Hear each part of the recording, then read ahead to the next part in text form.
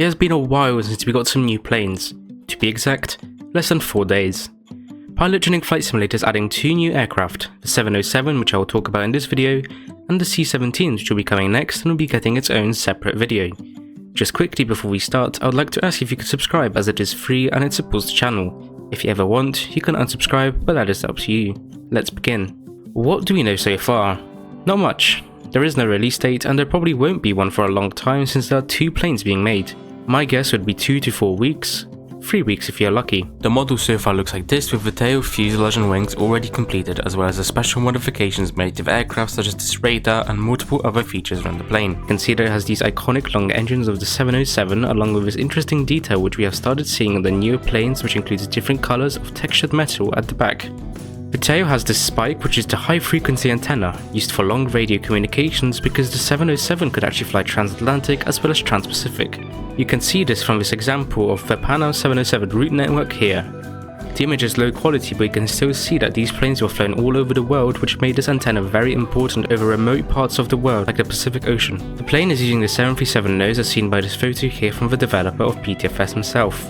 The 737 was actually originally based off the 707, with traces of the plane still being found to this day, such as of course in the cockpit windows. These eyebrows on top here were used on the pilots for making sharp turns so they could see the terrain. This is on the 727 as well, and it looks like this. These windows were helpful since instead of screens that showed them their precise locations, they only had analog dials. This should hopefully speed up the release of the planes, and even if it doesn't, it saves time for the developers and gives them a chance to take a break. In terms of variants, we'll probably get 5 different variants, including the passenger, cargo, E3 Sentry, and some kind of military variant as seen by the blueprints here.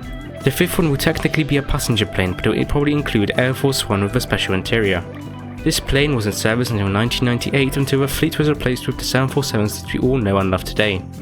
In terms of deliveries, without a doubt there will be Pan Am, and some other airlines which we can probably expect, such as Swiss, Lufthansa, Qantas, TWA, Turkish Airlines, British Airways, Cathay Pacific, American Airlines and Singapore Airlines.